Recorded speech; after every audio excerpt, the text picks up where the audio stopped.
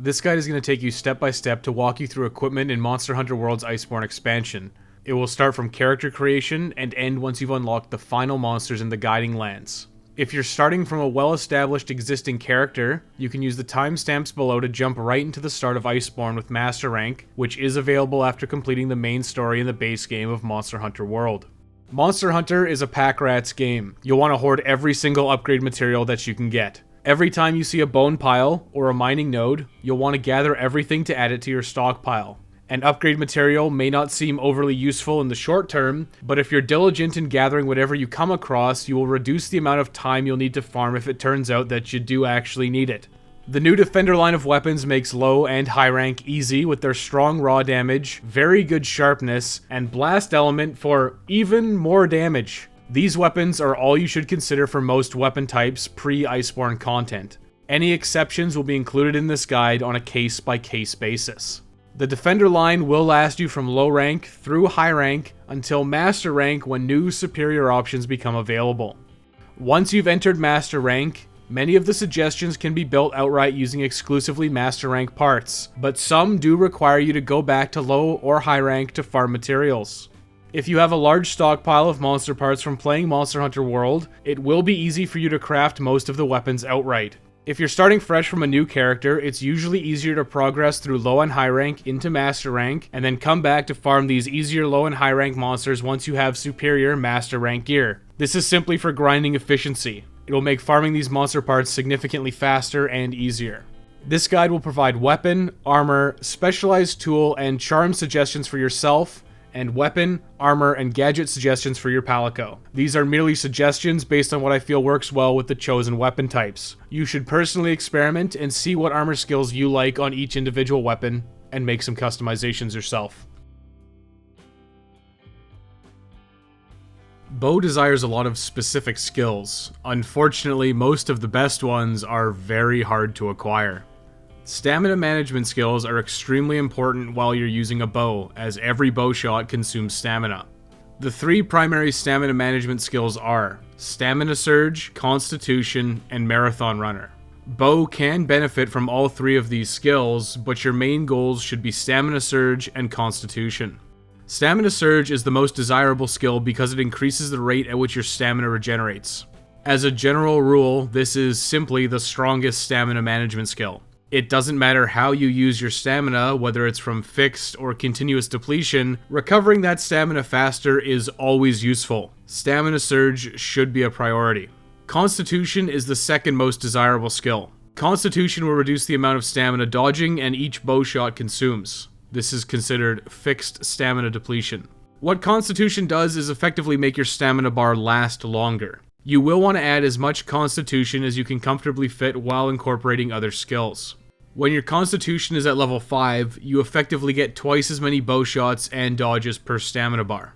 Bow can benefit from Marathon Runner, but it's the least desirable stamina management skill. While you charge your bow, your stamina will be drained, and Marathon Runner reduces the rate at which it's consumed. You're usually better off simply doing the sidestep charge with bow, and that makes Constitution and Stamina Surge significantly more valuable. As part of stamina management, you can also drink consumables like Dash Juice to get similar benefits. You should try and incorporate level 3 Stamina Surge and as much Constitution as you can get into most of your sets. These skills are very high priority. Technically, bow can benefit from focus for reduced charging times. With the addition of the sidestep charge, focus is usually rendered completely obsolete. Standing and charging your bow is slow, and the sidestep charge is really fast, helps you dodge or reposition, and increases your damage output to boot. As such, Constitution, which was already amazing on bow, basically took over Focus's role as well, since dodging also benefits from Constitution. You should not actively seek out Focus, and instead learn to spam the sidestep charge for every hunt. Normal shots and spread shots increases the damage of your regular arrows and your power shot arrows respectively. Most of the equipment that has these skills are actually fairly lackluster, unfortunately. Both of these are nice to incorporate if you happen to have the rare decorations, but unfortunately, they usually require sacrificing another skill to get. Bow Charge Plus is an amazing skill. It increases the charge level of your bow by 1, which greatly increases your damage output. This should be incorporated into every bow set as it's simply that strong. Unfortunately, it's only available via an equipment set bonus or the rare Mighty Bow Jewel 2. Mighty Bow is a set bonus that's usually attached to Legiana's sets, which would make them worth using. The major flaw in that plan is that Legiana's sets are simply not bow sets, and that makes it very difficult to get Bow Charge Plus reliably while incorporating other desirable skills. If you have a Mighty Bow Jewel, make sure to thank your lucky stars and socket it into every one of your bow sets. Mind's Eye / Ballistics is another useful skill. For bow, it should simply be considered as ballistics. This reduces the critical distance for arrows, and it means you can stay closer and basically shotgun monsters with your arrows. It's a nice quality of life skill, but if you understand the sweet spot for ranged weapons, it's not required. Ballistics is usually tied to set bonuses from Rathalos, but it also has a rare decoration. You can incorporate it at your discretion if you have that decoration. General purpose offensive skills like attack and critical eye are strong offerings. As bows have extremely high movement values, a very large part of your damage is going to come from elemental damage. The Defender Powerbow will be your go-to for low and high rank, but for master rank, you will want to use elemental bows exclusively. Incorporating the appropriate elemental attack skill for your currently equipped weapon is strongly recommended. Elemental damage will not be factored into critical hits until you have the skill Critical Element. This is available exclusively as a set bonus, and there is no decoration for it. You will want to incorporate Critical Element into every elemental bow set to take advantage of its power once it's available. It's going to be very difficult to incorporate everything you want into a set before near endgame. The unfortunate reality here is that skills like Bow Charge Plus and Ballistics are best incorporated exclusively via decorations rather than using a set bonus. If you simply don't have these decorations, you'll have to go without. Several set options will be made available for you to try out. You should do some experimentation and find out what you desire most in a bow build. If you're starting a new character with the Iceborne expansion installed, you will have access to the Guardian Armor Alpha Plus set at character creation. If you're coming back to a previous character, you can talk to the feline attendant in your room and claim add-on bonuses to get the set for free. If you don't have Iceborne installed, you can still gain access to this set. It's just called the Defender Alpha set instead. Simply head to the armory in Astera and purchase the Defender Armor set for a total of 1500 Zenny. 1500 Zenny is a paltry sum, and you should have enough after your first few required hunts. Purchase this set as soon as possible. The Guardian Armor Alpha Plus and Defender Alpha set are the recommended sets for all of low rank. The armor skills are very defensive in nature, meaning you will have very little difficulty surviving every hunt in low rank. The individual skills are not overly useful for various weapon types, it's more of a general purpose set, but because it is a high rank armor set, its defensive values are so high that it outclasses all your other options in low rank. Equip either the Defender Alpha or Guardian Alpha Plus armor sets and don't worry about armor until we hit high rank. Then you can consider some very optional customization upgrades. You'll start off with an item box full of generic iron weapons. These are fine for getting you started, but you'll want to upgrade very quickly to the new Defender line. Pick your weapon of choice and equip it here. Low rank weapon progression is extremely simple with the new Defender weapons. The priority is to forge a Defender weapon as soon as possible. Start by accepting the assigned quest for Jagras of the Ancient Forest. Once you're in the Ancient Forest, prioritize looking for mining nodes. You'll need a single iron ore. Once you have it, complete the quest by hunting 7 Jagras and then return to Astera. Make sure to carve these Jagras, just in case you ever need their materials. Now, head to the blacksmith. Select Forge, then Weapons, and finally Bow. Choose to forge the Defender Powerbow 1 by using an iron ore and 600 Zenny. Equip this immediately. You won't need to worry about changing your gear for the rest of low and high rank. Simply upgrade this weapon when you're told to in the guide. Now that you're outfitted with an overpowered weapon, continue with your next assigned quests. Complete a Kestodon kerfuffle by hunting 3 male and 5 female Kestodons. Now return to the field team leader and you'll be tasked with hunting a Great Jagras immediately. This should be no problem with your new Guardian Armor and Defender weapon. Once the hunt is complete, return to Astera. Follow your instructions and talk to the citizens of Astera. Then return to the Ancient Forest in Expedition mode. Head to the camp and you'll encounter a Kulu Yaku. Hunt this immediately in Expedition mode. Your Defender weapon should make short work of it. Kuluyaku's Kulu Vambraces have a skill called Pro Transporter. Throughout the course of the game, you will get a few optional quests where you have to deliver items such as wyvern eggs. Pro Transporter increases your movement speed while carrying these large items. You can forge the Kulu Vambraces and equip them whenever you have to do one of these quests. You should continue to use the Guardian or Defender Vambraces for every other quest. After you return to Astera, talk to the citizens around. You'll get the assigned quest for Urgent Pukei-Pukei Hunt. Accept this quest and hunt Pukei-Pukei. You probably want to bring some antidotes. Pukei-Pukei's equipment offerings are pretty lackluster for you, but you can get some nice upgrades for your Palico. Palicos don't deal a lot of damage, but they are decent at inflicting negative statuses on monsters. Poison is usually what I recommend, but there are a few paralysis options that become available shortly. Paralysis is a nice option if you're using a weapon that deals poison damage. Basically for Palico weapons it kind of comes down to this. Pick a status weapon, because your Palico won't ever be dealing a ton of damage throughout hunts, and you can personally benefit from the status. You can build the Feline Pukei Bow, which will be a damage increase, and give your Palico the ability to poison monsters. This will be a very strong option for your Palico's early game damage output. Forge and equip this if you can build it after your first mandatory hunt with Pukei-Pukei. Most of the armor offerings for Palicos are simply linear armor upgrades as you hunt stronger and stronger monsters. Realistically, your Palico's armor isn't overly impactful. You can upgrade it whenever you see fit, or if you find something that you like the look of. Building one set throughout each of the ranks is usually more than acceptable. If you have any extra materials from Pukei-Pukei, you can go ahead and forge the Feline Pukei Hood and Feline Pukei Mantle and equip them right away. This should be all the Palico gear you need for low rank. Back on track after your hunt, talk to everyone around Astera again, and then accept the best kind of quest. If you want, you can hunt this first Rathian that you see in hopes of getting a Rathian spike.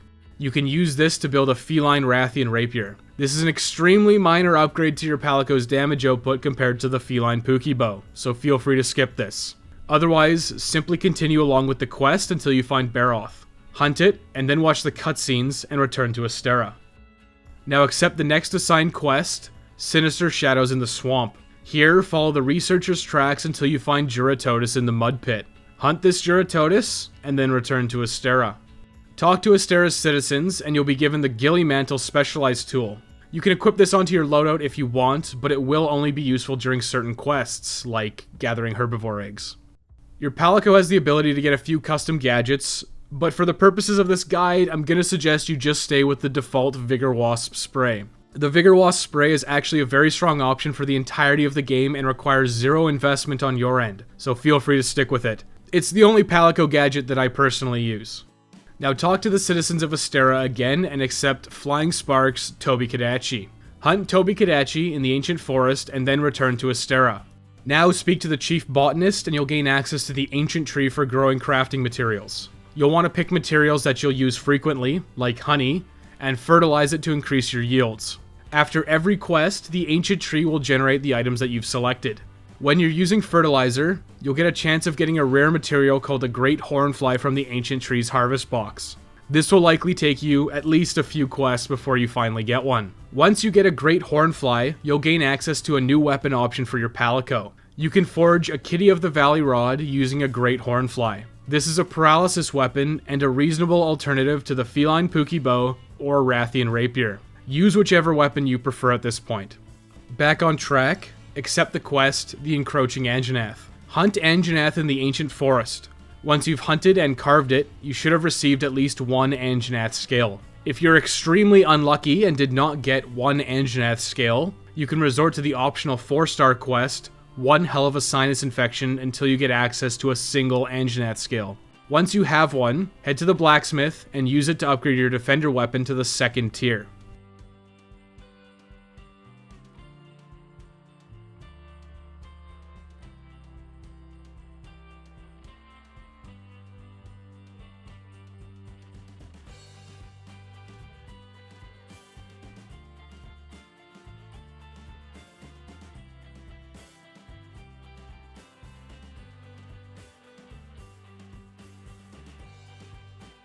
Now follow the instructions in Astera and accept the quest for One for the History Books. This is a large set-piece battle and should be completed without very much input from you at all. Afterwards, you'll get some cutscenes and be sent back to Astera. After talking with the commander, you'll be given the Health Booster Specialized tool. This is the first specialized tool that gives you a combat advantage, and as such, you should equip it and use it frequently.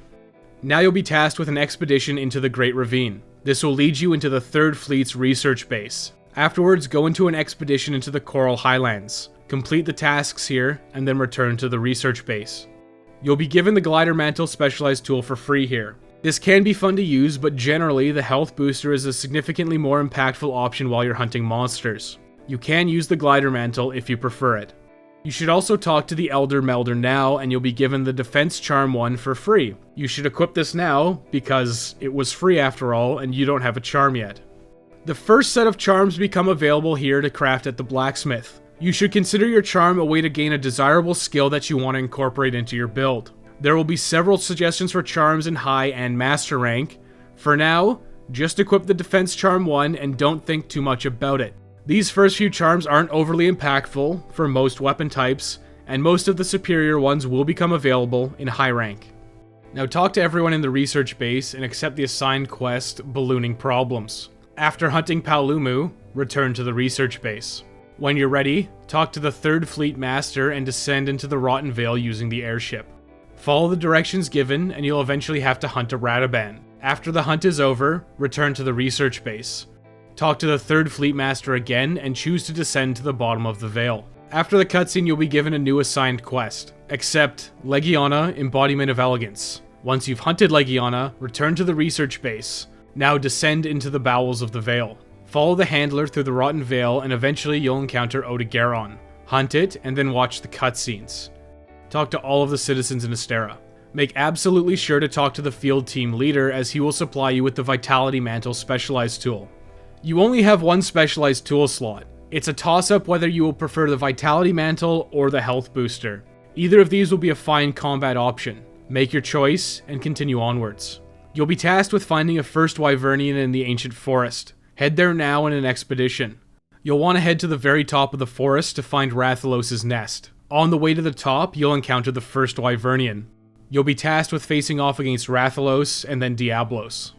Rathalos is here now, so go ahead and take it out. Then return to Astera and accept the next assigned quest, Horned Tyrant Below the Sands, and face off against Diablos. After both of these hunts, you'll return to Astera. Do the rounds speaking to everyone again. The provision stockpile will now be selling Powercharms and Armorcharms. These provide a flat attack and armor increase just for holding them in your inventory. You'll want to purchase both of these charms as soon as possible. The Powercharm is 36,000 Zenny and the Armorcharm is 24,000 Zenny. You should prioritize the Powercharm here. If you want, you can do some easy optional quests here to farm Zenny. You can crush Great Jagras over and over and simply sell all the parts until you have enough money to buy them both. Once you have both the Powercharm and Armorcharm, keep them in your inventory for the rest of the game. Now you can continue onwards. Speak to the handler and accept the final assigned quest for low rank, a colossal task.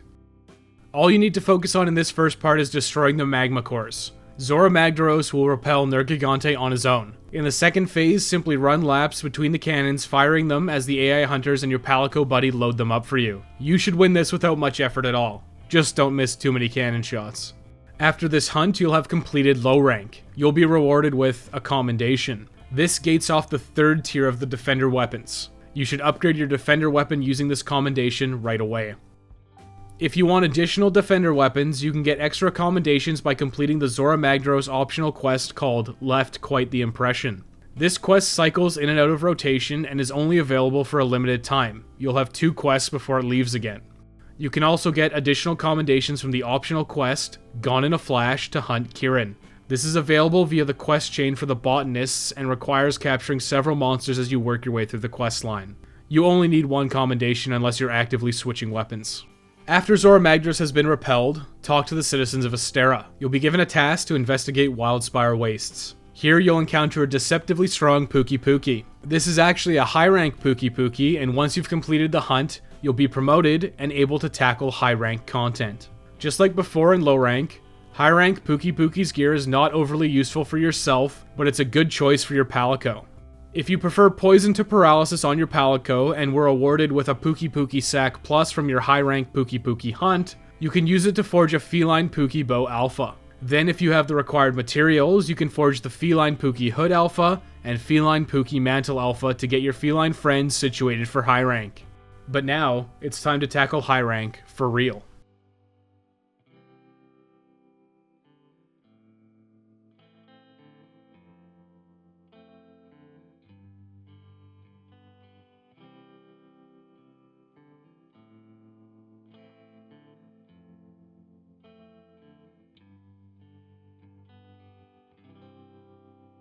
High rank equipment progression continues to be simple if you choose to keep it simple. For weapons, the Defender line will continue to be your best option in most cases, and the upgrades are all low cost and impactful. Armor sets are much more fluid this time around. The Guardian and Defender armor sets stop being the definitive best option in high rank, but are still strong options if you do not want to grind. If you only want to do the mandatory story content to push into Iceborne as quickly as possible, there is really no reason to hunt extra monsters at this time. Simply stick with the Guardian or Defender armor sets and upgrade them using armor spheres as new upgrade levels become available. These sets are easily strong enough to get you through high rank. I would strongly recommend avoiding any grinding for high rank armor sets and instead focus on gathering materials for charms if you want to spend longer in high rank. I will be providing some options for customized sets for high rank which you can opt to forge. I would strongly advise waiting for these armor upgrades until you've pushed through to Pink Rathian and upgraded the Defender weapon to the next tier, as it will just make farming faster. If you'd like to spend more time in high rank, you'll have several options for alternative armor upgrades. Just be aware that every armor set that you build will become obsolete, as master rank armor is simply better across the board. Spending additional time in high rank to gather materials, consumable items, or do optional quests for extra specialized tools can be worth the time, but they can also be returned to at any time. Coming back with master rank weapons and armor will trivialize any challenge that's present here. High rank introduces alpha and beta versions of armor. These sets differ in that the alpha version has more skills than the beta version, but the beta versions have decoration slots which you can insert decorations for customization. Decorations are randomized, and there is no way to know exactly what you'll get outside of a handful of decorations that are guaranteed because they are given to you outright, or are rewards from optional quests. For armor, the short answer is if you have very few or undesirable decorations, forge the alpha version. If you have strong decorations, you'll want to forge the beta version. Some armor pieces have terrible skills on the alpha version, which makes the beta version better across the board, even if you lack desirable skills from decorations. Decorations have various tiers, from level 1 to level 4. You won't see level 4 until master rank, and 1 is easily the most common type of decoration. You should start your high rank adventure by talking to the second fleet master in the Smithy. You'll be given a free attack jewel 1. You should insert this into all of your gear setups, as it provides a small but impactful attack boost. The way damage numbers work in Monster Hunter is a little confusing, so +3 attack from the attack boost skill might seem unimpactful if you're using something like a hammer or a greatsword, but that's not the whole story. Most weapons have largely inflated damage numbers and instead have a hidden true raw value which is significantly lower. The 3 attack from this decoration is considered true raw damage, and therefore much stronger than it may appear for many weapon types. Socket this decoration into every one of your sets. Conveniently, you have 2 open level 1 decoration slots in the Guardian and Defender sets, so just place it into one of those pieces. You'll notice immediately in high rank that you'll have no optional quests besides for Pukei-Pukei. To gain access to optional quests, you'll need to use Expedition mode. Once you sight a monster in high rank, you should gain access to a repeatable optional quest to hunt that monster. Your immediate goal, however, will be to investigate tracks for a Rathian subspecies. There is no set way to progress the story here, and you can do this as quickly or as slowly as you choose. You should start by going on an expedition into Wildspire Wastes and entering Area 2. This forested area proved quite lucrative for these Rathian tracks. Try and spot any monsters in Wildspire Waste to gain access to additional optional quests while you're here. Rathian tracks show up in all areas, so feel free to run around all the areas to sight all the various types of monsters. While technically optional, this is strongly recommended. Even if you're determined to push into master rank as fast as possible, I would still strongly recommend these upgrades. During your Rathian investigation, you should hunt both Kulu-Yaku and Paolumu in high rank. From Paolumu, you will want to build the Lumu Hat Alpha. This grants level 2 stamina surge. This stamina surge is so valuable that I would go out of my way to get this. Prioritize getting this stupid fluffy military hat. It is that good. From Kulu Yaku, you can build the Kulu Male Alpha. This will grant you a third and final stack of Stamina Surge as well as some Critical Eye.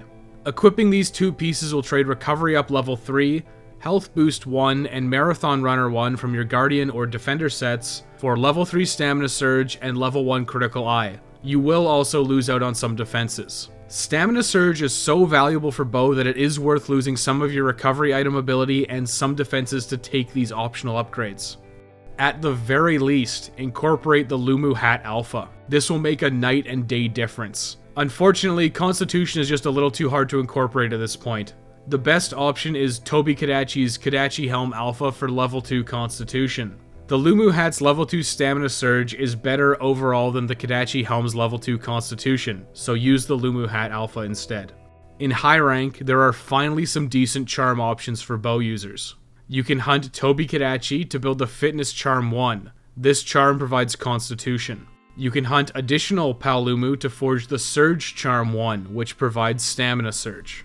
Both of these charms are worth building as ways to help max out Stamina Surge or push up your Constitution as much as possible. Spirit Core ore should be available as a rare gather from red mining nodes in all areas. They are also available in quest rewards from monsters around the pink Rathian tier. Once you have the required materials, consider building both of these charms. They will be incorporated into various master rank sets. You will have some additional offensive charm options available later on.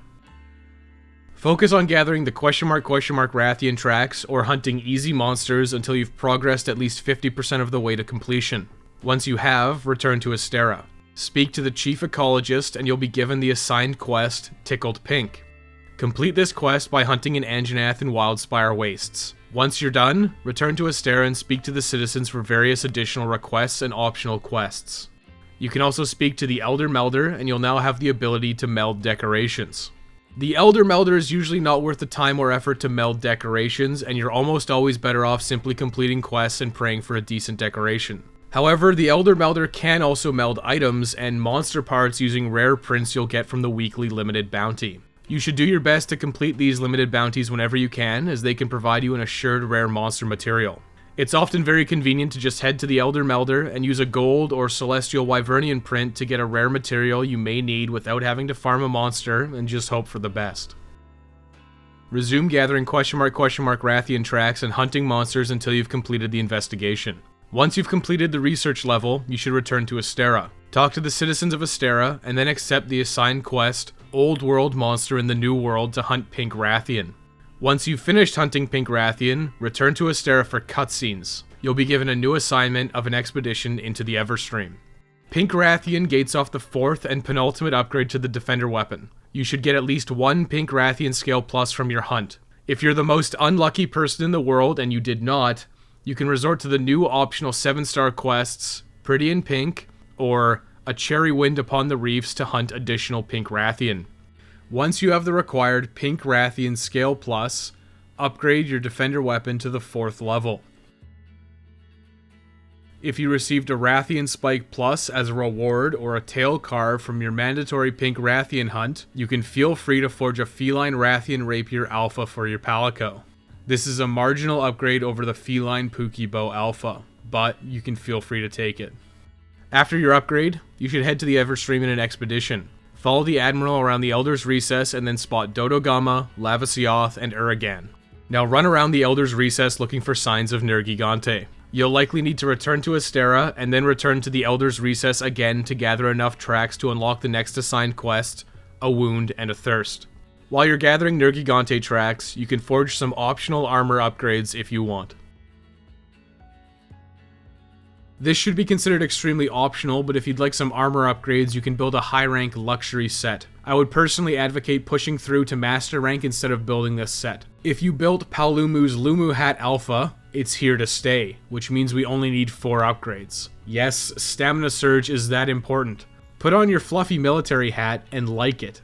Up first, you should hunt Odogaron in the Coral Highlands or the Rotten Vale. You should prioritize the Odogaron Vambraces Alpha. These provide both Constitution and Critical Eye. This is an excellent piece of gear for bow. You can also build Odogaron's Coil Beta. The Alpha version has speed sharpening, which simply has no usage for bow. The level 2 socket should be filled with whatever you have available, even if it's a level 1 decoration. Just fill the socket. For picking up 2 pieces of Odogaron set, you'll unlock Punishing Draw. This is a nice bonus for your draw attacks, but your value with it is extremely limited. All that being said, if you happen to get an Odogaron gem while farming, you're going to be better off upgrading your Fitness Charm to level 2 with it. 2 gems is a tall order to farm at the moment, and the Fitness Charm's usage will extend into Master Rank. You're going to replace the Odogaron coil. If you are willing to farm, go ahead and get both. Otherwise, build the Odogaron Vambraces, and if you get a gem, upgrade your Fitness Charm. You can always stick with the Defender or Guardian coil in a pinch. In standard fashion, the Rathalos male beta is likely your best option for the chest slot for level 2 weakness exploit and a socket. However, Stamina Surge is so important that you can opt to stay with the Kulu male alpha instead. You can also use the Surge Charm 1 to maintain level 3 Stamina Surge at this point if you end up swapping to the Rathalos male beta. Your footwear is where the most choice lies. The Rathalos Greaves Alpha will give you a stack of Weakness Exploit and Jump Master. You can pick up the 2-piece Rathalos set bonus of Critical Element here. Unfortunately, since you're using the Defender Powerbow, you'll get no value out of it.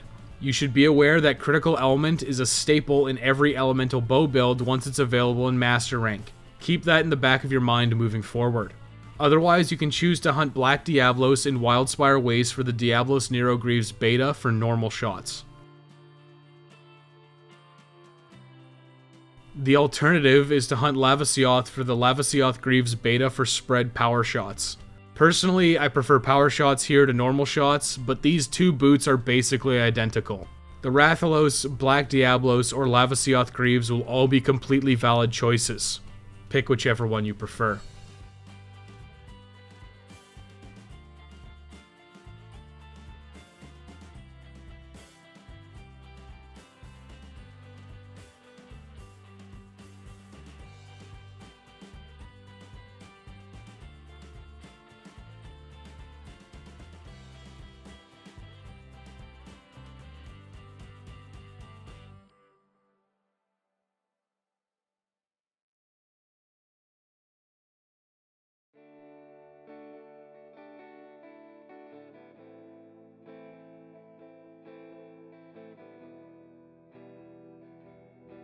Once you've completed the investigation, return to Astera. Speak to the commander and the handler, and then accept the quest, a wound, and a thirst. After besting Nergigante, you'll be tasked with taking on 3 additional Elder Dragons. You can tackle these Elder Dragons in whatever order that you see fit. You'll have to go through the same process as with Pink Rathian and Nergigante. Start by talking to everyone around Astera.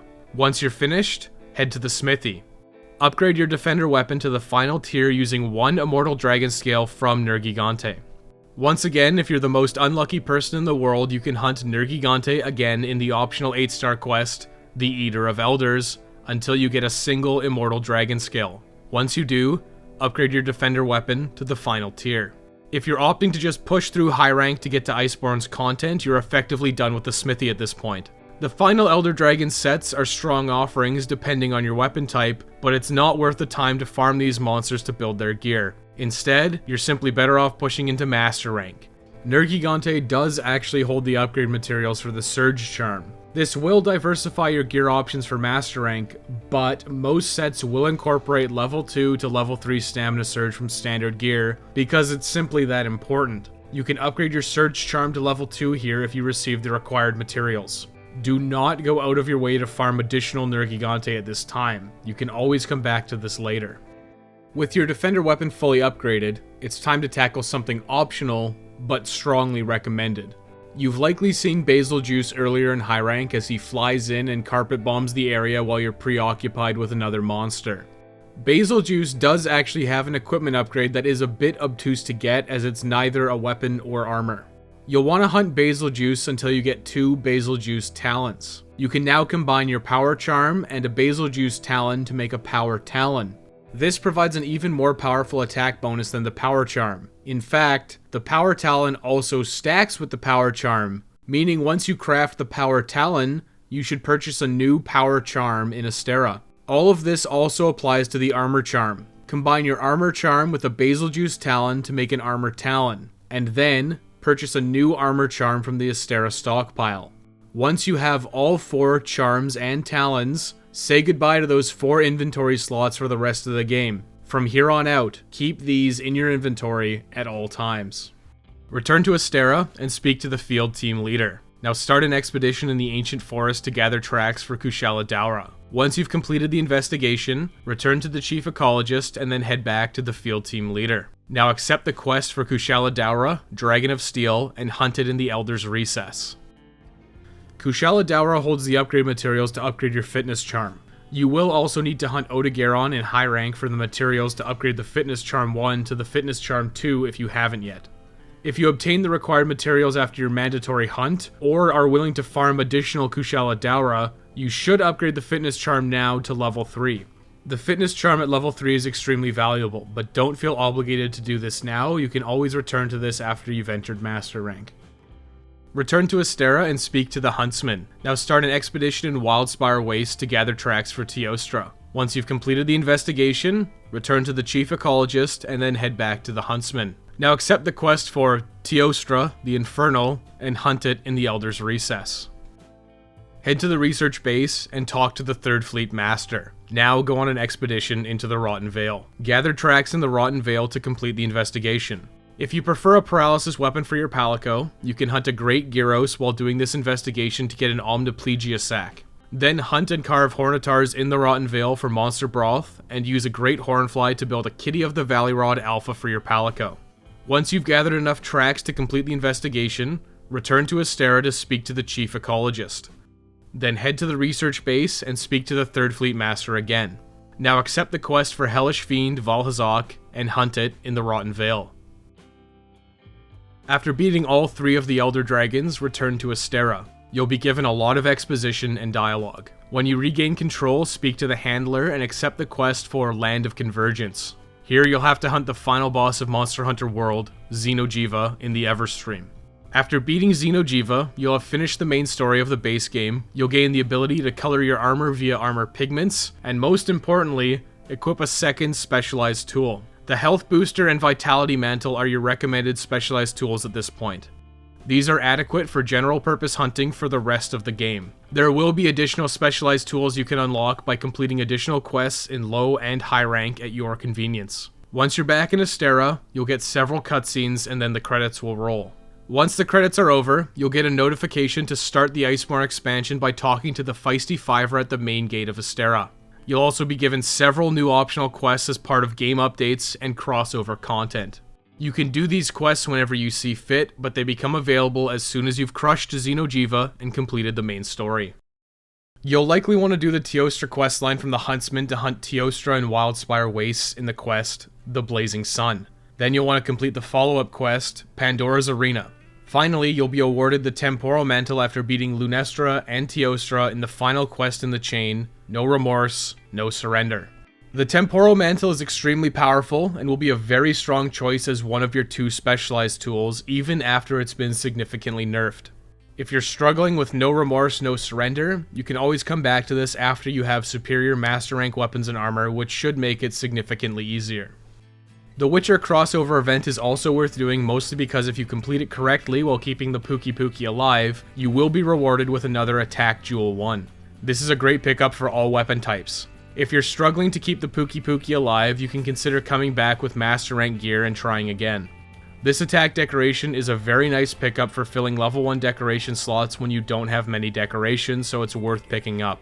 Keeping the Pukei-Pukei alive can be difficult, however, and this is a fairly lengthy quest. Bring life powders and dust of life to heal the Pukei-Pukei, and save your Ignis for when the Jagras show up. Master Rank will be quite a jarring experience if you're starting from a fresh character and flew through low and high rank. You'll be forced to spend a lot of time farming the same monsters multiple times for upgrades to your weapons and armor. Long gone are the days of a single, common upgrade material giving you a dramatic weapon upgrade. The first assignments in Master Rank are all done in Expedition mode, which means you shouldn't have a cart limit and can hunt the required monsters with very low risk of failure. Start Iceborne by talking to the Feisty Fiver by Astera's main gate. Now follow the tracks with the Handler. Now watch the cutscenes and continue onwards. Once you're finally in Hoarfrost Reach, you'll be given the Direwolf Laird armor and the Feline Duffel set for your Palico. These will be automatically equipped to you and your Palico. The Feline Duffel hood and coat for your Palico are free, and will be sufficient to get through Master Rank, so that's pretty convenient. You'll then have to hunt Jyuratodus before gaining access to your new hub, Legiana. Jyuratodus has reasonable gear and weapon options for several weapon types. You can always return to this later, so for now, just continue on to Legiana. You'll want to talk to everyone around Legiana to get situated. You should prioritize the Second Fleet Master to be given an Expert Jewel +4. This provides level 2 critical eye when placed in a new Master Rank exclusive level 4 decoration slot. These level 4 decoration slots are common in many pieces of armor, and this decoration provides 10% affinity, making it appealing for all weapon types. You should incorporate this decoration into every single armor set. If you can build the BO Helm Beta Plus or the BO Mail Beta Plus from your required hunt, it is worth picking up. It's a defensive increase over the Guardian or Defender armor, and you can immediately socket in that Expert Jewel +4 into the level 4 decoration slot. Now you'll be required to head back to another expedition into Hoarfrost Reach. Follow the handler and hit up any gathering points and mining nodes until you hit a wall. A Banbaro will bust through, and you'll never guess what you have to do. Hunt this Banbaro and you'll complete the assignment. Now return to Legiana. Same steps as before, talk to everyone in Legiana and then head off to another expedition into Hoarfrost Reach. Make sure you're stocked up with antidotes before leaving. Follow the handler and speak to the first Wyvernian. Now continue following the handler until you find a Viper Toby Kadachi. Hunt this and then return to Legiana once you've finished. You can kind of mark this as the true start of Master Rank. Now you won't have freebie hunts from being in expedition mode. We're back to quests. After various cutscenes, you'll be sent back to Astera. Talk to everyone, but specifically the Elder Melder. You'll be given optional quests for The Great Jagras Returns and Jurya in My Way. Regardless of your current armor situation from high rank, it's time to upgrade. The Great Jagras set works very well as a baseline armor set for all weapon types. Its master rank defenses alone make it worth using in this early stage of the game. It's an easy and quick to build set because Great Jagras is a fast and painless hunt. You'll need to hunt Great Jagras multiple times to build this set. After your first completion of the Great Jagras Returns, head back to the Elder Melder and speak with her to be awarded with an Ice Res Jewel +4. Ice resistance isn't the best skill, but there are quite a few new ice monsters in Master Rank. You can choose to socket this into your gear at your discretion. Now continue to hunt Great Jagras until you've built the entire set. I would recommend the full Beta Plus version of the Great Jagras set here. This is simply because level 4 decorations are strong and fairly common. You will gather many from both optional quests and as rewards from completing hunts.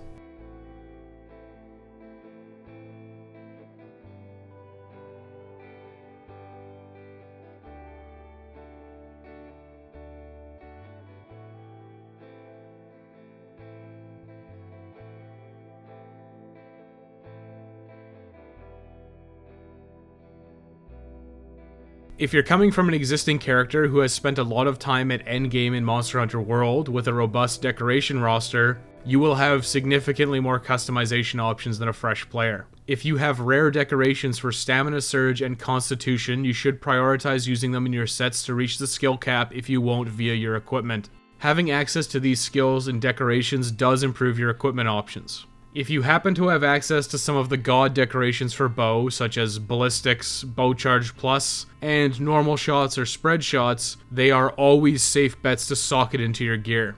Bow Charge Plus is easily the highest priority here. If you have a Mighty Bow Jewel 2 and it's not in an open level 2 decoration slot in your equipment, you are simply doing yourself a disservice. This guide is going to assume you have no decorations or simply use the ones given outright or as quest rewards. You should definitely fill out all your decoration slots with decorations regardless of quality. General recommendations for common decorations to use with bow are as follows. For offensive skills, the appropriate elemental attack skill is always a good choice for bow. Critical Eye for extra affinity is also a strong option. Weakness Exploit is similar to Critical Eye but only provides the bonus on weak points. You will get an additional affinity bonus on tenderized parts from using the Clutch Claw. Critical Boost has strong synergy with high affinity builds and can be incorporated provided you have the slots for them.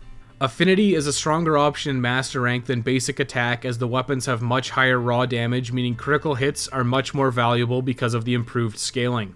For increasing your damage, you should prioritize Affinity over raw attack, but your attack decorations are still reasonable options. Once Critical Element comes into play, Affinity and Elemental Attack should immediately be your highest priority after Stamina Management. For defensive skills, Health boost for increased maximum HP independent of food or nutrient buffs is a strong offering. Divine Blessing is also a solid choice for fairly regular damage reduction. Ranged weapons, including bows and guns, have decreased defenses over Blademaster weapons. Incorporating both Health Boost and Divine Blessing is strongly recommended because when you get hit in Master Rank with a bow, it's gonna hurt. A lot. Speed Eating is also a strong skill as it allows you to chug Mega Potions very quickly to heal up after a hit and get back into the fight. Finally, Stun Resistance is a reasonable pickup as it can negate the ability to get stunned by a chain of monster attacks. Master Rank monsters are fast, strong, and combo heavy, and incorporating Stun Resistance and other defensive skills into your build is never a bad idea. You should look at your decoration list and do your best to incorporate the skills that you want. As a general rule, it's better to push towards maxing out a skill rather than having several skills at level 1. Fill out your decoration slots with whatever you want or whatever you have available, but make sure that those decoration slots are filled. Your Defender Powerbow 5 is still a strong option at this point. However, it's time to work towards retiring it and moving on to Bow's true strength, Elemental Bow. You will want one bow of each element: thunder, water, ice, fire, and dragon. The general rule is, the higher the element number, the better the element bow. Raw damage, affinity, coating options, and sockets are still important, but elemental damage is what you're really looking for. This is part of why the defender weapons are problematic for the natural progression of many weapons, because there are very few jumping off points for these elemental bows. You're going to have to return to high rank and even low rank to farm materials to progress through the upgrade tree. You'll have to make a choice here. You can start by farming for new weapons first, or stick it out with the Defender Powerbow 5 for a little bit and get some more master rank gear upgrades. For ease, we'll just start with a few armor pieces, because it's virtually identical to the start of high rank. As stated previously, if you obtained enough materials from your assigned hunt, Jyuratodus' Bio Mail Beta Plus is a great option. You should definitely use it over the Jagras Mail if you have it. This will save you a bit of time if you got the required materials from your first required hunt. As an alternative, you can build the Kulu Mail Beta Plus from hunting Kulu Yaku in Master Rank. This will give you Stamina Surge and Critical Eye with a level 4 decoration slot. Jyuratodus' Bio Mail Beta Plus and Kulu Yaku's Kulu Mail Beta Plus are virtually identical. If you have one, you don't necessarily need the other. Now your Lumu Hat Alpha should be upgraded into the Lumu Hat Beta Plus. Hunt Master Rank Paolumu in the Coral Highlands until you can build the Lumu Hat Beta Plus. The Lumu Hat Beta Plus and either the Jyuratodus or Kulu Mail Beta Plus will get you level 3 Stamina Surge. This is a great start to Master Rank armor. You can easily sock it in the Expert Jewel plus 4 courtesy of the Smithy here for extra affinity. With Stamina Surge back in the build, now is as good a time as ever to return to low and high rank. If you're coming from a well-established character from the base game, count yourself lucky because this will be a lot faster. Your priority now should be to build Tobi-Kadachi's Flying Kadachi Strike Bow Plus. Thunder Element is the most versatile element in Monster Hunter World. A vast majority of the roster is at least 2-star weak to Thunder, making it a great general-purpose hunting bow.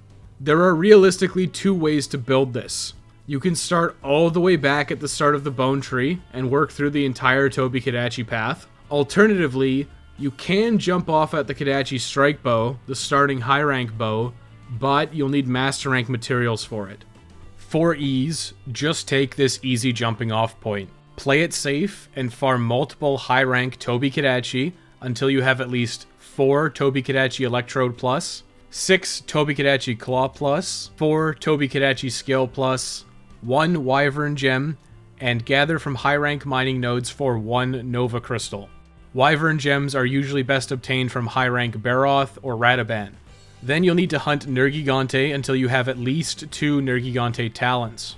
Once you have the materials, move on to Master Rank Tobi-Kadachi until you have a minimum of 5 Tobi-Kadachi Shards, 1 Tobi-Kadachi Hardclaw, 2 Tobi-Kadachi Thick Fur, and 3 Lightning Sacks.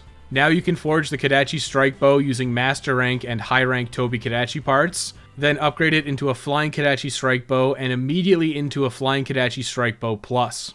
At this point, you should retire the Defender Powerbow. It served its purpose. Well, not quite. You can continue to hunt Tobi-Kadachi for additional upgrades to your armor. You should consider the Kadachi Vambrace's Beta Plus and the Kodachi Coil Beta Plus. These pieces will give you a significant boost to your thunder attack while having some strong socket options.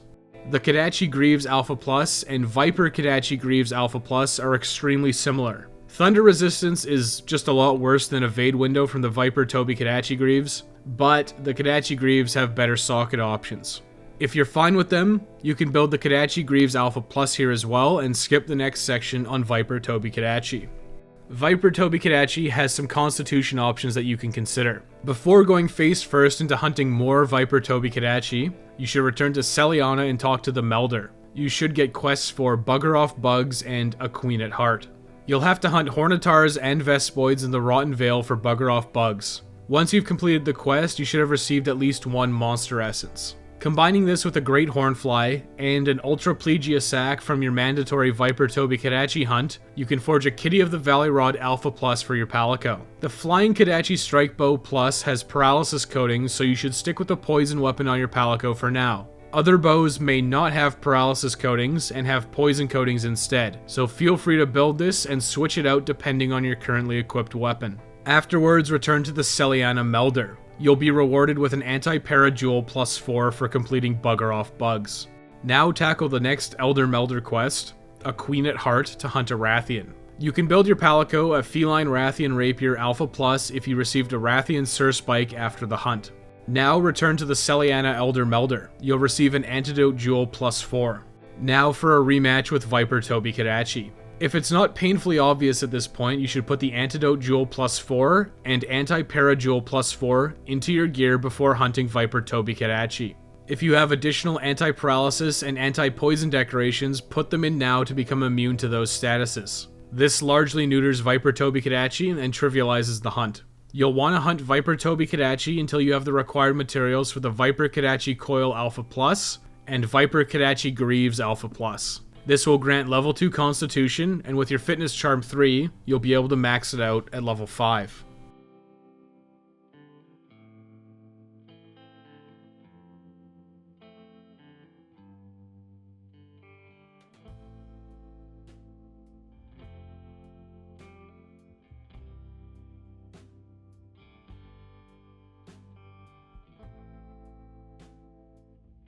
Now it's time to get back on track with the main story. Nightshade Paolumu is up next in the quest, No Time for Naps. This subspecies gimmick is sleep, making it a very obnoxious fight. You can bring tons of energy drinks to stay awake, or you can make yourself immune to sleep. The easiest way is to build the Sleep Charm 3. You can do this by farming low and high rank Rataban and then high rank Uragan for the final upgrade. Then you can just swap your currently equipped charm out for the Sleep Charm 3 and be immune to the sleep status. You may lose some useful skills, but sleep immunity is very strong in this fight. The other alternative is to socket 3 Pep Jewel 1s into your inventory provided that you have them. Nightshade Paolumu is basically just a regular Paolumu when you fight it with level 3 sleep resistance, so it's not a big deal. The next assignment is another subspecies. This time it's Coral Pukei-Pukei. You won't have to worry about poison anymore, instead it uses water attacks. Go ahead and hunt it here, but watch out for its spinning water attack. It's pretty deadly. Coral Pukei-Pukei is your best option for a water bow. You'll need to hunt Master Rank Jyuratodus and forge the Water Shot 4 outright using Jyuratodus materials. You should use the Elder Melder's quest for Jyuria in My Way to get access to the Mire Walker Jewel +4 while you farm Jyuratodus for the Water Shot 4. That's just being efficient. Then you can upgrade the Water Shot 4 into the Laguna Shot 1 using Coral Pukei-Pukei materials. Coral Pukei-Pukei's Pukei Lagoon Coil Alpha Plus and Pukei Lagoon Greaves Alpha Plus are decent water attack options when you're using the Laguna Shot. Consider building them at your discretion. You will have more general purpose hunting options shortly, so don't feel obligated to grind for these armor pieces. Afterwards, you'll be called back to Celiana. Say goodbye to your superior Sirius handler and accept the quest Blizzard Blitz to hunt Barioth. Follow the trail and kill this Barioth. Unfortunately, the handler was not actually killed by Barioth, and she'll resume her duties of stuffing her face at the canteen and generally being worthless once you've bested Barioth. Barioth has some strong constitution options for bow. It also has one of the 2 decent ice bows depending on your preferences. However, both of these ice bows are available right now. Barioth Vambrace's Alpha Plus and Barioth Greaves Alpha Plus will be able to provide you with level 4 Constitution, as well as level 2 Recovery Up, level 1 Quick Sheath, with the 2-piece set bonus of Punishing Draw. Punishing Draw has limited usage with a bow, just like in high rank with Odogaron set, but it's a freebie here. Level 4 Constitution is a very reasonable pickup, and you'll be able to free up your charm for another skill. You can consider the various elemental attack charms depending on your currently equipped weapon, some more defensive options like Divine Blessing, or some more offensive options like Critical Eye.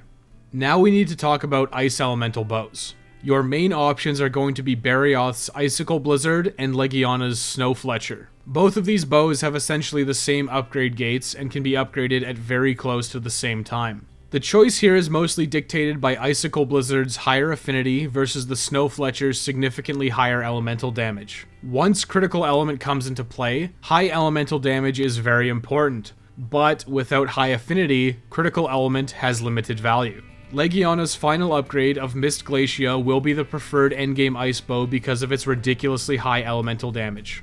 For simplicity's sake, I'm going to recommend Legiana's bow path for this guide. You can feel free to choose Barioth's path as your primary bow path if you prefer the positive affinity. Unfortunately, Legiana's bow being the choice here means going all the way back to low rank to farm materials again. There is no jumping off point for Legiana's bow. You'll have to start all the way back at the start of the ore tree. Conveniently, everything you need to hunt here is very weak or at least moderately weak to thunder, so use your new Flying Kodachi Strike Bow Plus.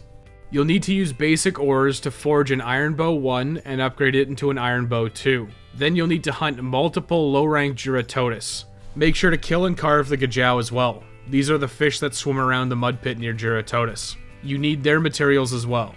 Once you have enough materials, you'll want to upgrade the Iron Bow 2 twice into an Aqua Arrow 2. Now you'll need to hunt Legiana in low rank multiple times for materials to upgrade it again into a Glacial Arrow 1. Next, you'll need additional low-rank Legiana materials, as well as high-rank Paolumu materials for the next upgrade into the Glacial Arrow 2. Then, you'll need to hunt high-rank Legiana, followed by high-rank Kushala Daura for the materials to upgrade the Glacial Arrow 2 into a Snow Fletcher, followed by a Legia Snow Fletcher.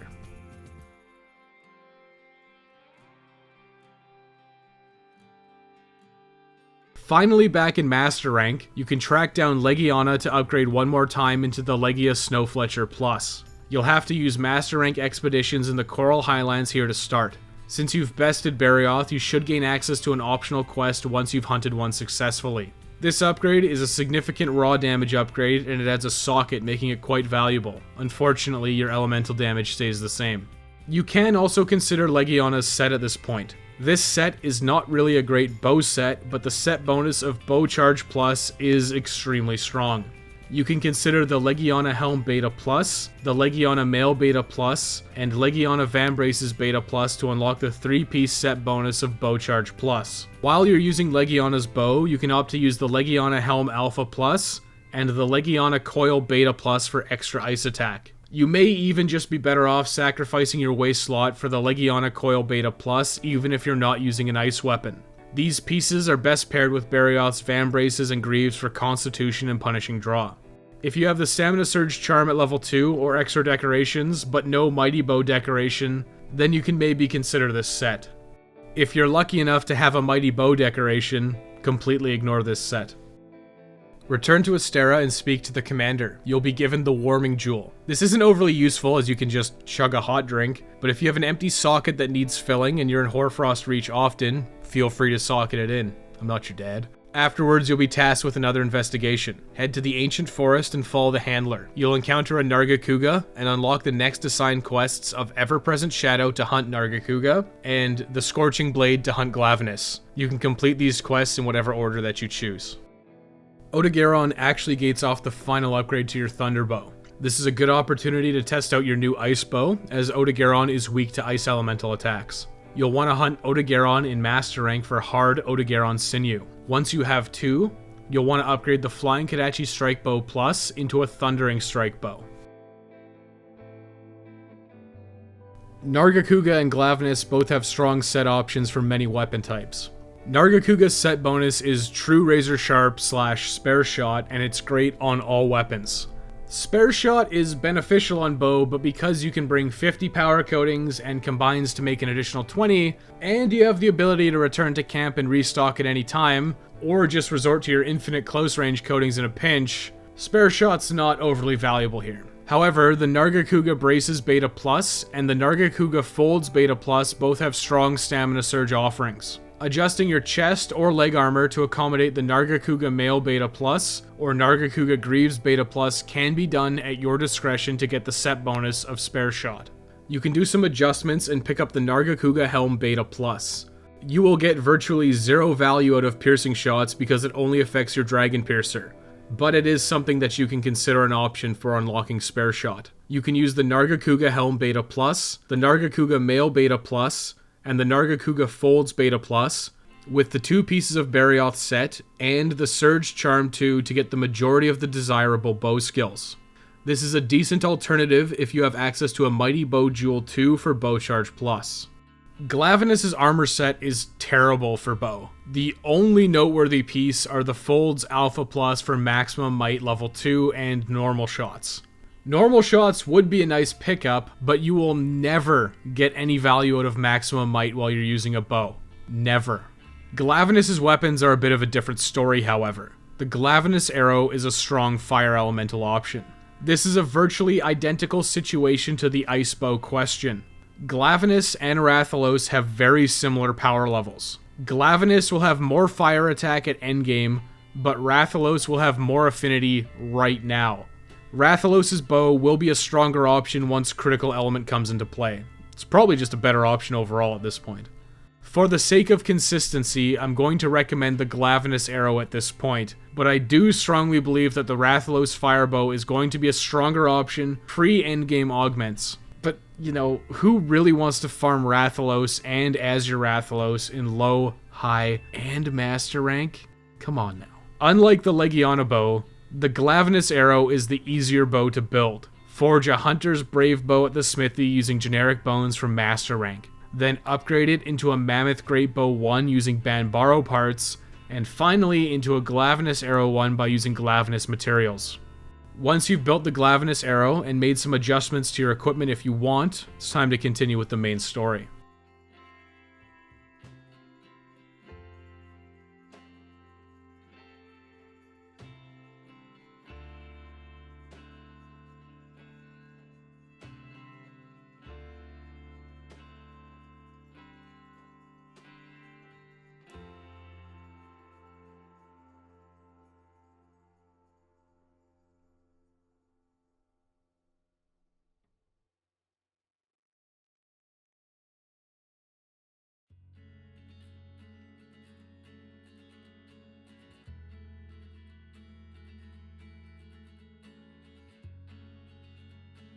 You'll have to hunt Tigrex and Brachydios next in whatever order you choose. Use your Thunder Bow, the Thundering Strike Bow when you're hunting Tigrex, then switch to your Water Bow, the Laguna Shot, or Ice Bow, the Legia Snowfletcher Plus for Brachydios. Throughout Master Rank, you'll be given optional quests from the Feline Attendant in your room. These reward room decorations as well as unique charms which cannot be crafted. These quests may not be available immediately, but continue to check with your Feline Attendant periodically inside your room. You have to complete all of these quests in order. After beating Tigrex, you should talk to the Feline Attendant in your room, and you should be given an optional quest called the Perfect Room Stone to capture a Tigrex. Once you've completed this quest, you should return to the Feline Attendant and you'll be awarded with room decorations and the Adamantine Charm. This provides non-elemental boost and bludgeoner, making it a reasonable pickup when using raw weapons. This charm is not overly useful if you already have a non-elemental boost decoration as a result. You'll have to complete the quest regardless as it's part of a quest chain, so make sure that you do it. After taking out both of those big boy bruisers, your next assignment is to take on Velkhana in the Elder's Recess. This is a very basic fight, and it's just a taste of what's to come in the true fight later on. Once you've handled armorless Velkhana, return to Astera, watch the cutscenes, and then head off in another expedition to Hoarfrost Reach. Thankfully, this is an expedition mode because this is one of the worst fights in the game. Follow the handler around until you encounter Shrieking Legiana. Do your best to hold on to your sanity as it flies around for 90% of the fight, and then immediately jumps back up into the air once you've finally grounded it. Bring dung pods as well. A regular Legiana has a nasty habit of interrupting your fun. Shrieking Legiana has some decent offerings, but they are usually outclassed by options that are available a little later. Most importantly of all is that it gates off a lot of your weapon upgrades. Shrieking Legiana is the first monster to drop monster solid bones, which are used in many weapon upgrades. It also holds the upgrade materials for most of the ice elemental weapons. For your ice bow, you'll need materials from Shrieking Legiana. Thankfully, you're using a bow, so you can at least damage it while it flies around. You'll have to farm Shrieking Legiana until you can upgrade your Legia Snowfletcher Plus into a Horcrux Snowfletcher. The most notable piece of gear from Shrieking Legiana are the Horcrux Greaves Alpha Plus for Marathon Runner level 2 and Power Shots with 2 level 1 decoration slots. These are not a bad offering, especially if you're determined to use 3 pieces of the Legiana set for the set bonus. Legiana and Shrieking Legiana share a set bonus, so you're free to mix and match set pieces. If you're desperate for power shots on your boots, you can also consider the Lavasioth Greaves Beta Plus. You'll lose out on the not overly valuable Marathon Runner, but gain superior socket options, and, some fire attack that you won't get much use out of unless you're using the Glavenus Arrow 1. Back on track to the main story, tackle the next assigned quest, the Thunderous Troublemaker, to hunt Fulgur Anjanath. Then return to Celiana to talk with everyone to get the next set of assignments. Start by tackling Acidic Glavenus in the assigned quest, the Disintegrating Blade in the Rotten Vale. Acidic Glavenus holds the upgrade materials to upgrade your water bow, the Laguna Shot, to the final tier. Hopefully you get the materials from your first required hunt, otherwise you can resort to the next optional room quest, and additional optional quests until you have enough materials to upgrade to the Laguna Shot too. Upgrade as soon as you have the required materials. Next up in the Feline Attendant's room quest is the Perfect Room Light Iron to capture Acidic Glavenus. Once you've completed this quest, return to the Feline Attendant and you'll be awarded with more room decorations and the Razor Sharp charm. This is arguably the best charm in the game for most weapon types, as Razor Sharp is just that strong of a skill. Running a Razor Sharp charm is never a bad idea, so picking this up as soon as possible is recommended. If you're using Nargacuga's 3-piece set for true Razor Sharp, you can make adjustments to your set and use this charm instead. Next up is Ebony Odogaron in the assigned quest, Bad Friends, Great Enemies. Make sure to bring null berries if you're using an elemental or status weapon. Dragon Blight removes your ability to inflict elemental and status damage. Ebony Odogaron has a valuable chest armor option. The Death Garon Male Beta Plus has level 2 critical eye and strong socket options, making it a fine choice. This chest armor may not be overly useful immediately, depending on your current setup, but it will be a strong offering when tied to the critical element set that becomes available shortly. You'll want to hunt additional Ebony Odogaron regardless to upgrade the Glavenus Arrow to level 2. This requires Ebony Odogaron Hardfangs. This is a high priority upgrade, as you'll be wanting to use this firebow shortly. Make sure that you upgrade here. After hunting Ebony Odogaron in your assigned quest, you should talk to your Feline Attendant. If this optional quest doesn't show up, you may have to hunt a standard Odogaron in Master Rank as well. Keep that in mind. The next quest from the Feline Attendant is to hunt both an Odogaron and Ebony Odogaron for the Perfect Room Dark Iron. The reward for completing this quest is the Sealer's Charm, which provides Elder Seal boost and adrenaline. You likely won't get much use out of this charm, but complete the quest regardless for the sake of progress and completeness. Now you'll have to do the set piece to defend Celiana from Velkhana in the assigned quest, the Defense of Celiana. This is followed immediately by facing off against Velkhana for real in the assigned quest, the Iceborne Wyvern. Velkhana is the flagship monster of Monster Hunter World Iceborne, and as such, it has strong offerings. The Velkhana bow is outclassed by both Legiana and Barioth's offerings, so you should disregard it. Its elemental damage is simply too low, and its only benefit is a level 4 decoration slot. However, Velkhana holds the final upgrade materials for your ice bow. Upgrade your Horcrux Snowfletcher into a Mist Glacia.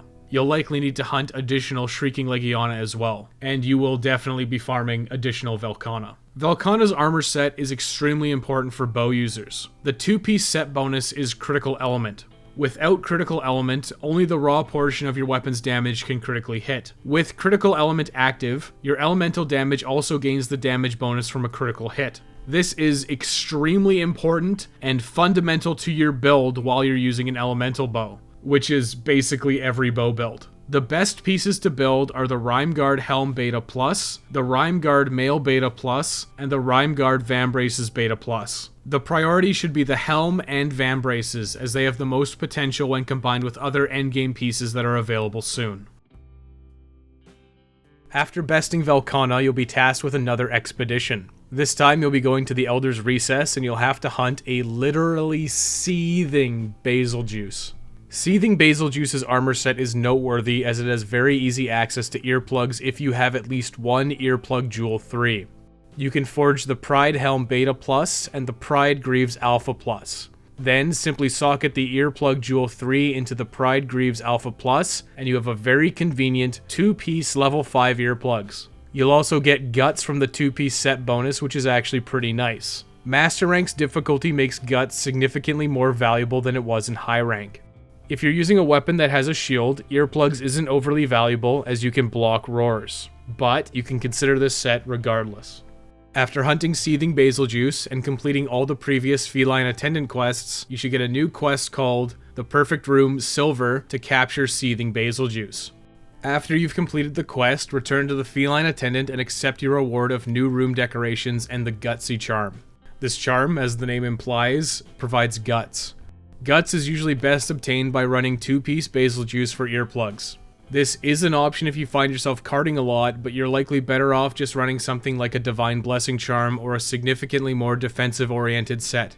Do this quest for the sake of completion rather than the rewards. After you've quelled the boundless rage of Seething Basiljuice, you'll have to gather additional Elder Dragon tracks in various areas. The first is for Black Veil Valhazak. Valhazak and Black Veil Valhazak are made significantly easier by having level 3 Effluvia resistance. If you don't have access to 3 Miasma Jewel 1s, you can return to high rank and hunt multiple Valhazak to forge the Miasma Charm and upgrade it to level 2 immediately. Then you can upgrade the Miasma Charm to level 3 by hunting Xeno'jiiva and using additional endgame materials. I would strongly recommend doing this as it makes Black Veil Valhazak much more tolerable to hunt. Spamming no berries will work in a pinch, but you can avoid a lot of unnecessary risks with level 3 Effluvia resistance. You'll never get the max HP down effect. Once you're finished building the Miasma Charm, continue hunting monsters or running around in expedition mode until you have enough research to unlock the next assigned quest. When you're done, accept Under the Veil of Death and hunt Black Veil Valhazak in the Ancient Forest. Unfortunately, you'll have to repeat that same process again. You'll be forced to run around hunting monsters in expedition mode, gathering tracks, or running optional quests until you max out your research level for the next Elder Dragon. Once you do, you'll gain access to the next assigned quest, A Light from the Abyss, to hunt a new Elder Dragon, Namielle. Namielle's set is noteworthy for its set bonuses of Element Acceleration and True Element Acceleration. These increase your elemental damage as you continually attack a monster. This is great for any weapon that strongly favors elemental damage. Namielle's set also has a lot of stamina management skills like Constitution and Stamina Surge, making it an excellent pickup for weapons like bows and dual blades. You can combine 2 pieces of Namielle's set and 2 pieces of Velkhana's set to get both Element Acceleration and Critical Element, which is usually a very safe bet for any weapon that favors elemental damage.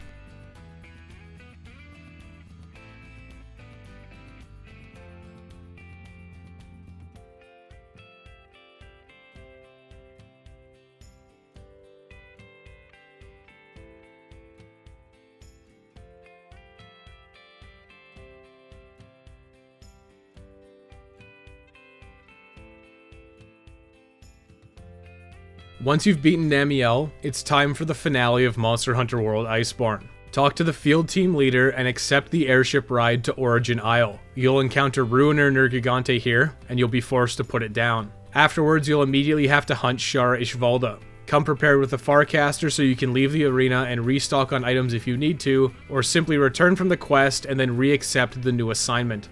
Shara Ishvalda's gear options are reasonable raw weapons that require handicraft to reach purple sharpness. If you're using a weapon type that favors raw damage, you may want to consider building Shara Ishvalda's weapons. Most of these, unfortunately, are outclassed by other options in pure raw builds with handicraft. You should consider these vanity items more than anything. Shara Ishvalda's set is a nice vanity item, but it's not overly useful for any individual weapon type. It is noteworthy because the 5-piece set bonus is True Gaia's Veil. This turns any mantle you have equipped into the equivalent of a rock-steady mantle. There are stronger offerings across the board for every weapon type, but you can forge the Shara Ishvalda set at your discretion. You should definitely build the Palico gear. The limiting factor in all of Shara Ishvalda's equipment are tender plates and gems. This means you'll have an abundance of boulder plates and tender scales waiting for a single gem or tender plate to show up.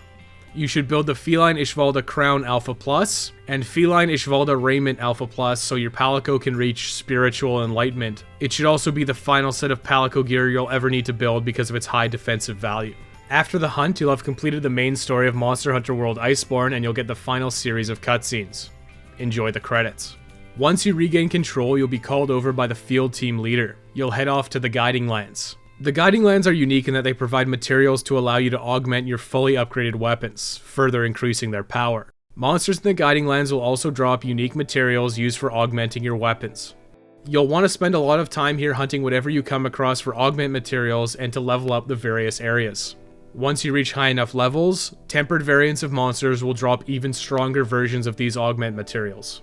Several of the endgame monsters are also not available via optional quests, and to hunt them you'll need to level up the areas in the Guiding Lands to maximum and hope that they appear. Once they do, you can capture them to get an arena quest. You can also hope to get some investigations for them to be able to craft their unique weapons and armor. After spending some time in the Guiding Lands, you'll encounter Yian Garuga in the forest area. Most of Yian Garuga's gear is nothing to write home about, and it lacks a set bonus, making it very lackluster. Except for one piece. The Garuga Greaves Beta Plus have level 2 critical eye, a level 4 socket, and 2 level 2 sockets. This is an amazing piece of gear and has great combo potential in several armor setups. You should prioritize building the Garuga Greaves Beta Plus. It's one of the best pieces of footwear in the game. The Feline Garuga Fan Alpha Plus is another optional Palico weapon that you can make. It's not necessarily a direct upgrade, and it's more of a side grade. You can build this for your Palico if you prefer the positive affinity to the superior poison damage on the Feline Rathian Rapier Alpha Plus. Yian Garuga can show up when you have the forest area at level 7 in the Guiding Lands. You can also find it in investigations and a rotating event quest. Check the event quest list to see if there's a repeatable quest for Yian Garuga or the tempered version, Scarred Yian Garuga. If you're using a weapon that prioritizes elemental damage, you'll want to head to the Guiding Lands and level up the Coral Highlands area to max level as soon as possible. Hunt everything you can in this area indiscriminately. Once the Coral Highlands is the max level, Silver Rathalos can make an appearance. You'll want to hunt Silver Rathalos as soon as he's available. Do your best to capture it so you can hunt it again in a special arena quest. Do your best to harvest tracks you find as well, and hopefully you'll get an investigation for your trouble. You'll need to hunt Silver Rathalos in both the Guiding Lands and in quests or investigations. You should also make sure to check the event quest list. Quests for Silver Rathalos have a tendency to cycle in and out depending on the week. You'll want to build the entire Silver Soul Beta Plus set. You should prioritize the Silver Soul Helm Beta Plus, the Silver Soul Mail Beta Plus, the Silver Soul Braces Beta Plus, and the Silver Soul Coil Beta Plus. These pieces are best paired with the Garuga Greaves Beta Plus for its socket options and critical eye synergy with true critical element.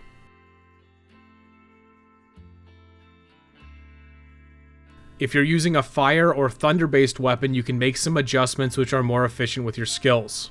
When you're using a fire weapon, you can replace several of the Silver Soul Beta pieces with Silver Soul Alpha pieces that have fire attack. This is slightly more skill and socket efficient than using your decorations or charms to get fire attack. When you're using a thunder weapon, you should replace your Silver Soul Beta Plus arms with the Kirin Long Arms Beta Plus. Then you need to swap the Garuga Greaves Beta Plus to the Silver Soul Greaves Beta Plus to maintain the 4-piece set bonus of critical element. That's kind of the whole point of wearing the Silver Rathalos set. Silver Rathalos' weapons are usually characterized by high affinity and reasonable white sharpness with fire damage. Depending on your weapon type, you might be better off sticking with a Rarity 10 fire weapon to take advantage of the custom augments that they have available because you can add 50 elemental damage to the base. This 50 elemental damage is not available on Silver Rathalos' weapons, but the naturally high affinity has good synergy with this set and will likely be a stronger option before you have fully augmented the Rarity 10 weapons. Unfortunately, there is usually no jumping off point for the Silver Rathalos weapons. This means you'll likely have to go back and farm low rank Rathalos, high rank Rathalos and Azure Rathalos, and then master rank Rathalos, Azure Rathalos, and Silver Rathalos to build these weapons.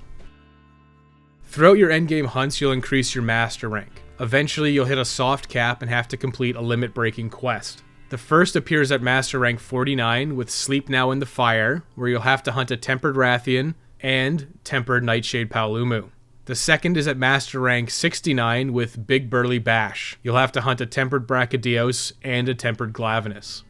The next limit break happens at master rank 99. You'll have to face off against the true version of Ruiner Nergigante in To the Very Ends with You. Once you complete this quest, your master rank will be uncapped and you'll be able to hunt additional Ruiner Nergigante to build its weapons and armor if you'd like. After progressing through the endgame for a while, you'll get some quests from the Admiral. You'll gain access to new areas and monsters in the Guiding Lands. These include Rajang and the Volcano area, and eventually you'll gain access to the Hoarfrost Reach area. This comes with its own little quest line where you'll have to hunt a Zinogre subspecies known as Stygian Zinogre. This is a dragon element Zinogre, and as such, it inflicts Dragon Blight. If you're using elemental or status weapons, bring Nullberries or consider bringing level 3 Blight Resistance or the Dragon-proof Mantle. After hunting Stygian Zinogre, you'll get cutscenes and find out about Safi'jiiva. Safi'jiiva is the true endgame goal of Monster Hunter World Iceborne. It's a siege event similar to Kulve Taroth. It's only available for a limited time and is best done online with a party. Safi'jiiva's weapons are interesting as they have a lot of customization options. You can insert skills into the weapons, making them extremely strong offerings. Lackluster sets that have decent set bonuses like Zorah Magdaros' Artillery Secret can be placed onto Safi'jiiva's weapons, making them significantly more powerful. Most set bonuses are available in this way, but it will require grinding a lot of Safi'jiiva to fully trick out the weapon the way you want to. Safi'jiiva's armor is in a similar situation where it's quite good for very specific weapon types. Dragon Vein Awakening and True Dragon Vein Awakening make you take damage while you attack, but if you continually attack a monster, you will recover health. This has synergy with the skill Latent Power, as it requires you to take a lot of damage in a very short time frame, or be fighting a monster for a long period of time for it to trigger. The self-damage caused by Dragon Vein Awakening and True Dragon Vein Awakening can make triggering Latent Power much more consistent, which makes it a lot more useful. As Safi'jiiva is a limited time event and not always available, this guide won't go into details regarding the weapons and armor. Just know in your heart of hearts that if Safi'jiiva is available, it's likely your best option for progressing your weapons, and the armor set is a solid choice to build. If you ever skipped out on low and high rank optional quests, you should definitely go back and complete them all. You'll get access to the remaining specialized tools and Palico gadgets you may have missed out on. Then you should complete the remaining optional quests in Master Rank to get the quest to upgrade these new tools.